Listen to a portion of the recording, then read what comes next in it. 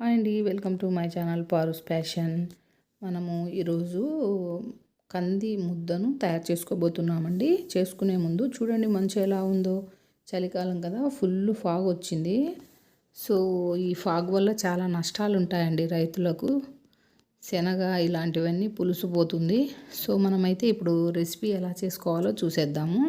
ముందుగా మనకు ఒక కప్పు అంటే మ్యాక్సిమం ఇది 250 గ్రామ్స్ ఉంది. అలాగే ఒక 2 స్పూన్స్ జీలకర్ర, ఎండుమిర్చి నేను ఒక 20 తీసుకున్నాను, ఎందుకంటే కొంచెం కారంగా ఉంటేనే బాగుంటుంది. సో అందుకు అలా ఒక నిమ్మకాయ అంత చింతపండు అనమాట, కొద్దిగా పసుపు, టేస్ట్కి సాల్ట్ ఇలా తీసుకున్నాను అనమాట. సాల్ట్, పసుపు. ఇది మన నానమ్మ అమ్మమ్మల కాలం నాటి రెసిపీ అండి. సో మనం చింతపండు తీసుకున్నాం కదా, ఆ చింతపండులోకి ఇలా వేడిగా ఉన్నటువంటి వాటర్ను వేసేసామంటే మెత్తబడిపోతుంది అనమాట. ఎందుకంటే ఇది మనకు 10 డేస్ నుంచి 15 డేస్ నిల్వ ఉంటుందన్నమాట. సో అందుకోసం మనం వేడి నీటిని వాడుకోవాలి. ఒక మందపాటి కడాయి తీసుకొని అందులో కందిపప్పును ఫస్ట్ వేసుకోవాలి. ఇవి బాగా ఫ్రై అవ్వాలి.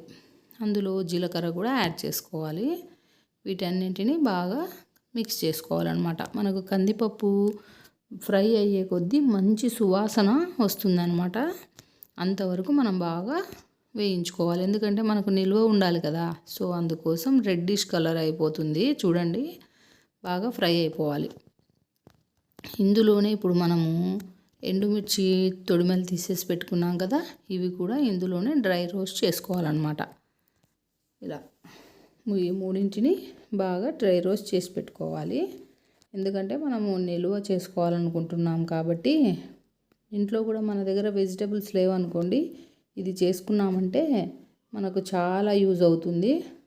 చారు చేసుకొని ఇది చేసుకున్నామంటే సూపర్ అనమాట వేడి వేడి అన్నంలోకి. ఇది ఇలా ప్లేట్లో ట్రాన్స్ఫర్ చేసుకుందాం, ఎందుకంటే చల్లగా అవ్వాలన్నమాట. సో అందుకోసం నేను ప్లేట్లో వేసేసాను. జీలకర్ర, కందిపప్పు, ఎండుమిర్చి చల్లగా అయిపోతుంది ఇది. సో ఈలోపు చల్లగా అయిన తర్వాత మిక్సీ జార్ తీసుకొని మనం డ్రై రోస్ట్ చేసుకున్నటువంటివి అన్నీ మిక్సీ జార్లో వేసేసుకోవాలి. డ్రై రోస్ట్ చేసుకున్నాం కాబట్టి బాగానే పొడి అవుతుంది. సో ఇలా అన్నీ వేసేసుకోవాలి. ఇప్పుడు ఈ డ్రై రోస్ట్ చేసుకున్నాం కదండి, ఇందులోకి పసుపు, రాక్ సాల్ట్ యూజ్ చేస్తున్నాం అనమాట, టేస్ట్కి తగినంత.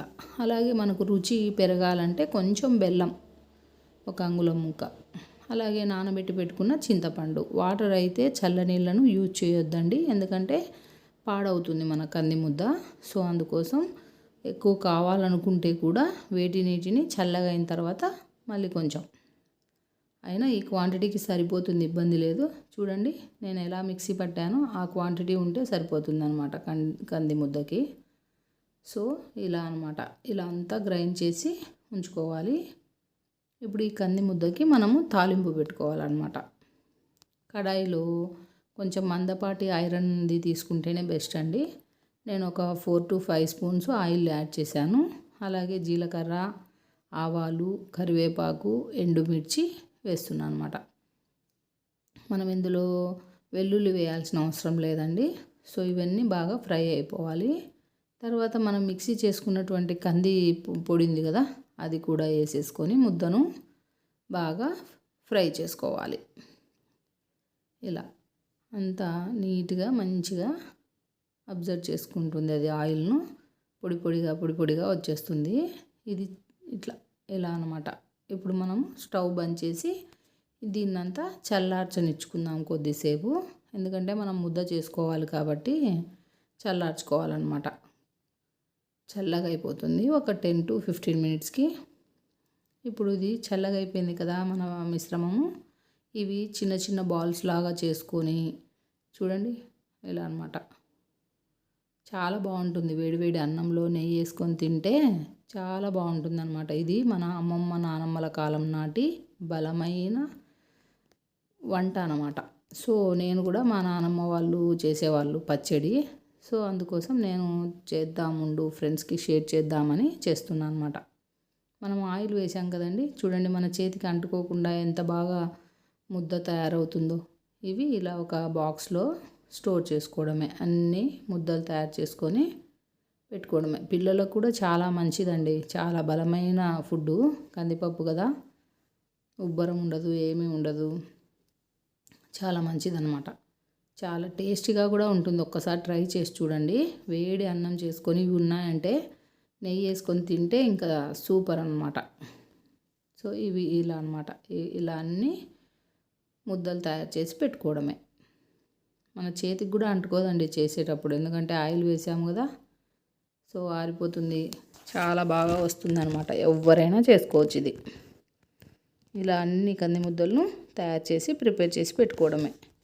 ఎప్పుడు కావాలంటే అప్పుడు మన ఇంట్లో ఏవి లేవనుకున్నప్పుడు చేసుకున్నామంటే సూపర్ అనమాట. టేస్ట్ కూడా చాలా బాగా వచ్చింది కంది ముద్ద. మీకు ఈ రెసిపీ నచ్చినట్టయితే తప్పకుండా లైక్ చేయండి, షేర్ చేయండి, సబ్స్క్రైబ్ చేయడం మర్చిపోవద్దండి. Thanks for watching.